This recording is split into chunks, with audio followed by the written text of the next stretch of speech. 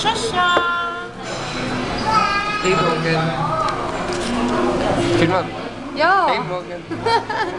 Det sa vi för länge sedan. Säg något då. Kom mot den Chile. Nej, Sverige. Ja, det är på svenska det är så. Ja, jag vet. Äta. På det. Kolla här. Jag har just köpt mig.